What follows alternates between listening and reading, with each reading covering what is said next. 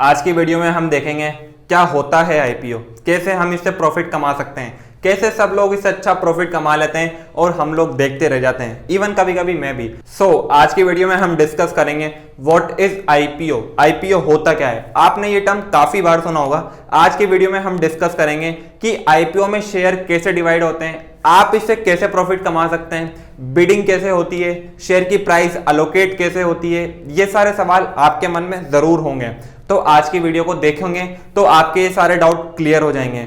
इस वीडियो में मैं आपको अच्छे से इन डेप्थ समझाने वाला हूं और काफी सिंपली वे में आईपीओ के बारे में सारी चीजें बताने वाला हूं। तो चलिए वीडियो को शुरू करते हैं।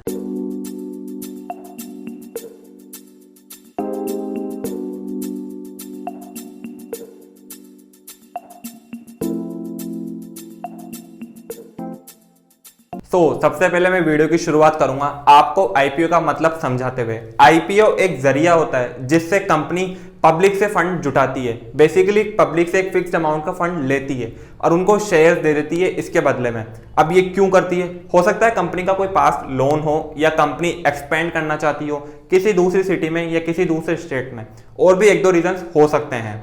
जब कंपनी स्टार्ट होती है तो कंपनी के फाउंडर्स के करीबी रिलेशनशिप वाले या उनके दोस्त उसमें इन्वेस्ट करते हैं स्टार्टिंग के अंदर। उसके बाद उसमें एंजल इन्वेस्टर्स आते हैं और उसके बाद वो वीसीज को अप्रोच करते हैं या कह सकते हैं इन्फ्लुएंसिंग पीपल को। लेकिन इसके बाद अगर कंपनी को और एक्सपैंड करना है, उनके डेट क्लियर करने हैं, तो इस टाइम पे वीसीज का फंड देना इनफ हो जाता है, मतलब उनका इतना अमाउंट नहीं हो पाता। तब कंपनी को आईपीओ की जरूरत पड़ती है। उस टाइम कंपनी पब्लिक हो जाती है, अपने कुछ फिक्स अमाउंट के शेयर पब्लिक कर देती है और उसके बदले में फंड ले लेती है। आईपीओ को लॉन्च करना एक काफी कॉम्प्लेक्स और बहुत ही टेक्निकल प्रोसीजर है, फिर भी मैंने ट्राई करा है कि मैं कैसे इजी वे में आपको सब कुछ समझा सकता हूं और आप इसको अच्छे से समझेंगे। आप पूरी वीडियो को अच्छे से देखें। बेसिकली सबसे पहले होता क्या है, कंपनी को आईपीओ लॉन्च करने के लिए सेबी से परमिशन लेनी पड़ती है। सेबी ही है जो सारे स्टॉक मार्केट या शेयर मार्केट को ऑपरेट करती है। फिर इसके बाद जो कंपनी होती है वो एनएसई या बीएसई में रजिस्टर हो जाती है। रजिस्टर करने की वजह यह है कि वो पब्लिक को अपने कुछ फिक्स अमाउंट के शेयर पब्लिक कर देती है, लाइक 20%, 30% या 50% शेयर्स वो पब्लिक कर देती है, जिसकी वजह से वो पब्लिक से एक अच्छा खासा फंड उठा लेती है और उससे अपनी रिक्वायरमेंट सारी फुलफिल कर लेती है।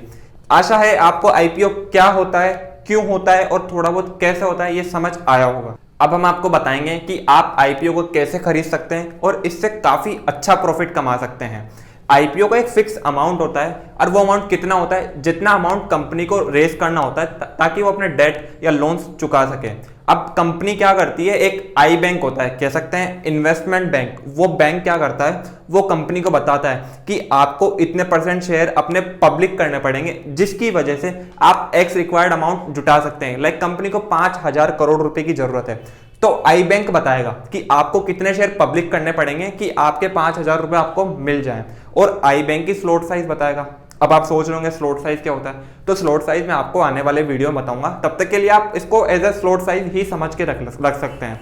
अब फॉर एग्जांपल आई बैंक ने कंपनी को कहा कि आपको 50% शेयर पब्लिक करने पड़ेंगे आपके रिक्वायर्ड अमाउंट जुटाने के लिए, और मान लीजिए बाय द वे अगर कुछ ऐसा सीन हो जाए कि उतना अमाउंट ना मिल पाया कंपनी को 50% शेयर के बाद, तो आई बैंक क्या करता है, खुद उसमें अपने पैसे लगाता है, बिकॉज आई बैंक ने कहा था और उसकी बात गलत निकली। और अगर ज्यादा पैसे निकल के आ जाते हैं तो वो सारे पैसे आई बैंक के हो जाते हैं। तो ये आई बैंक को अच्छी कैलकुलेशन करके देनी पड़ती है जिससे कि इन फ्यूचर उनका नुकसान ना हो। ये सारी प्रोसेस खत्म होने के बाद अब आई बैंक और कंपनी इंडिविजुअल्स क्या करते हैं, वो इसकी मार्केटिंग करते हैं और 2-3 दिन का साइज अलोकेट करते हैं जिसके अंदर पब्लिक उसमें बिडिंग कर सके। ये सारा तो हो गया कंपनी के पर्सपेक्टिव से। अब मैं आपको समझाता हूं कि आप और मेरे पर्सपेक्टिव से इसमें क्या फायदे की बात है और क्या नुकसान की बात है। अब सबसे पहले बात आती है कि कंपनी में जो अपने शेयर पब्लिक करें वो शेयर किस किस के पास जाएंगे, मतलब कौन से इन्वेस्टर्स के पास जाएंगे। कौन से का मतलब, बेसिकली इन्वेस्टर्स 4 टाइप के होते हैं। सेबी के अकॉर्डिंग सेबी ने 4 तरह के इन्वेस्टर्स डिफाइन कर रखे हैं जिससे कि शेयर मार्केट की जो प्रोसेस होती है वो स्मूथ हो जाती है। अब मैं आपको एक एक करके चारों तरह के इन्वेस्टर्स के बारे में बताऊंगा, ज्यादा बोर मत होइएगा और बेसिकली थोड़ा सा समझने की कोशिश करिए कि होता क्या है। सबसे पहले आता है RII, रिटेल इंडिविजुअल इन्वेस्टर। ये सब लोग अपनी तरह ही होते हैं जो 2 लाख रुपए से कम तक का इन्वेस्टमेंट करते हैं और कह सकते हैं कि जैसे कंपनी ने मान लीजिए 1000 शेयर्स को पब्लिक करा तो सेबी के अकॉर्डिंग 35% ऑफ द शेयर इनके होते हैं। लाइक 1000 शेयर पे 350 शेयर जो होंगे वो RII के पास जाएंगे, मतलब वो इतना अमाउंट खरीद सकते हैं। सेकंड तरह के इन्वेस्टर आते हैं NII, नॉन इंस्टीट्यूशनल इन्वेस्टर। ये बेसिकली वो इंडिविजुअल्स होते हैं जो काफी रिच फैमिली से बिलोंग करते हैं और अच्छा खासा अमाउंट शेयर में डालने की कैपेबल होते हैं। और ये लोग क्या करते हैं, जैसे कि कंपनी के वही एग्जांपल लेता हूँ, 1000 शेयर्स पब्लिक हुए तो इनको 15% का स्पेशल कोटा मिलता है जिसमें ये अपने शेयर्स खरीद सकते हैं। थर्ड टाइप के इन्वेस्टर आते हैं QIB, क्वालिफाइड इंस्टीट्यूशनल बायर्स।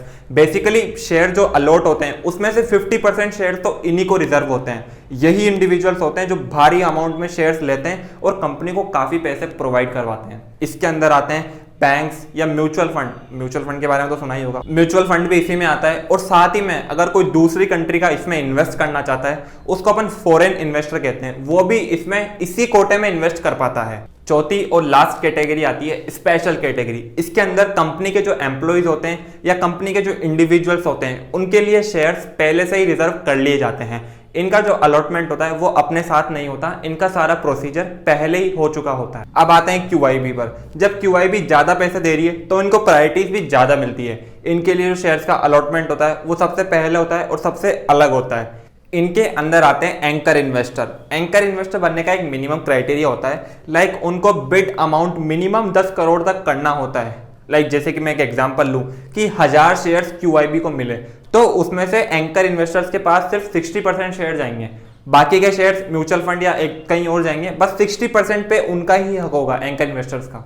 अब इसमें IPO की भी कुछ कंडीशंस होती है। सबसे पहली कंडीशन ये आती है कि कंपनी के 90% शेयर बिकने चाहिए। अगर नहीं बिके तो सारे पैसे वापस करने पड़ जाएंगे और आई बैंक को नुकसान हो जाएगा।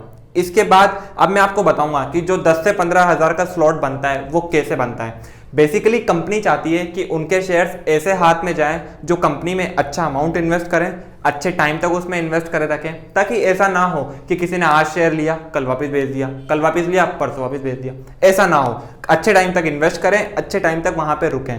इसलिए कंपनी क्या करती है, कंपनी अपने जो शेयर्स होती है उसको 10 से 15 हज़ार के बीच में सेट करती है। इस तरह से सेट करती है जिससे कि उनके शेयर्स का प्राइस 10 से 15 हज़ार में रहे। अब उसमें कितने भी शेयर्स आ सकते हैं। लाइक मैं एक एग्जांपल दूं तो मान लीजिए एक शेयर 10,000 रुपए का है। अब 1000 रुपए का एक शेयर है तो 10 से 15 हज़ार करने के लिए इसको कंपनी 10 से 15 शेयर डालेगी।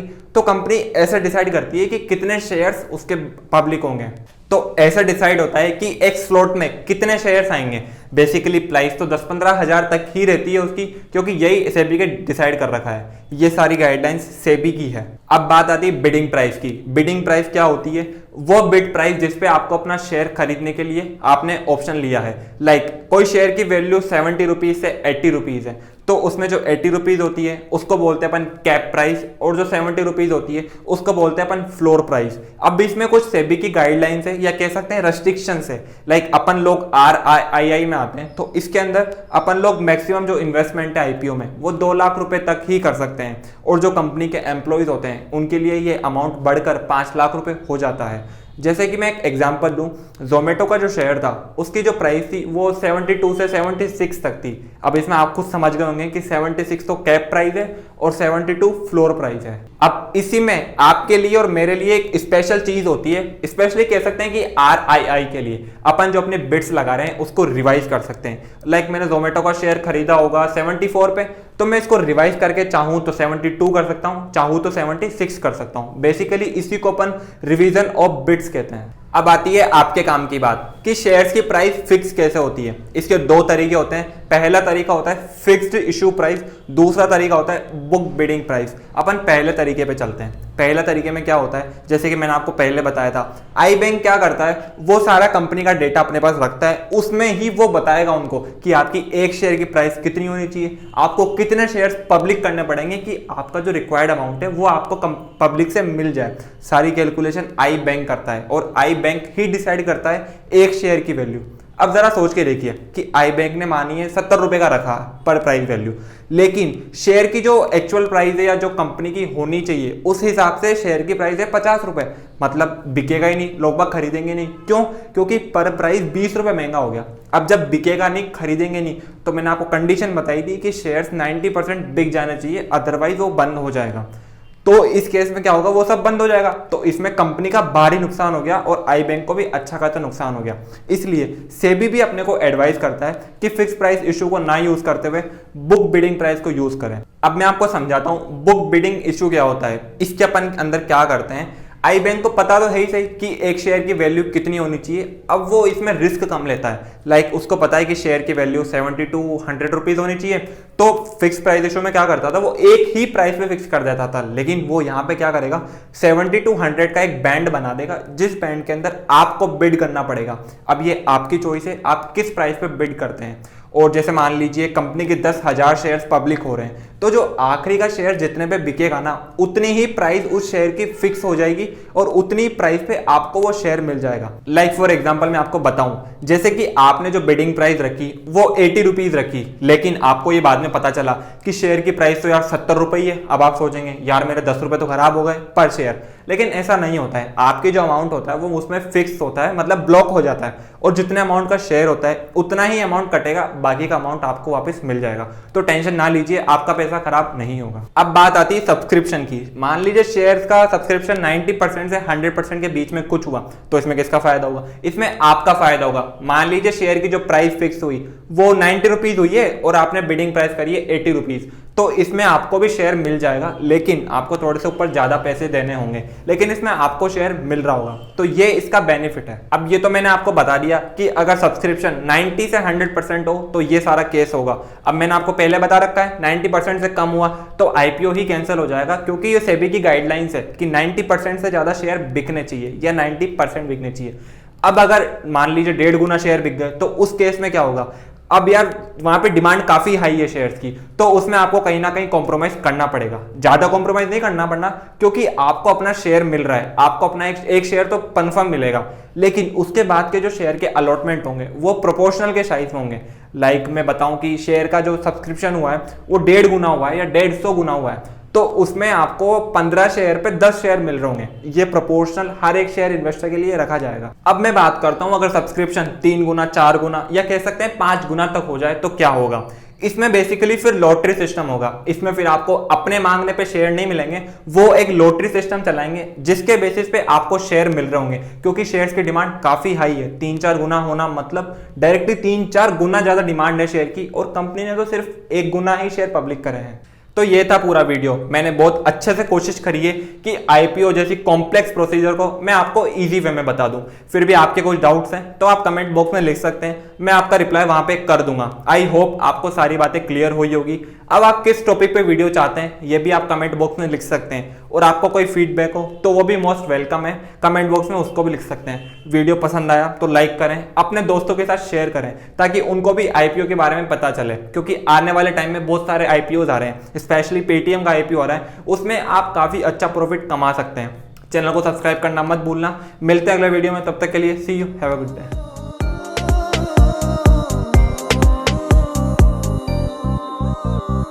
चले गए ब्यूटीफुल गाते गए, आउटस्टैंडिंग काम करते गए, दीवाना बना दिया।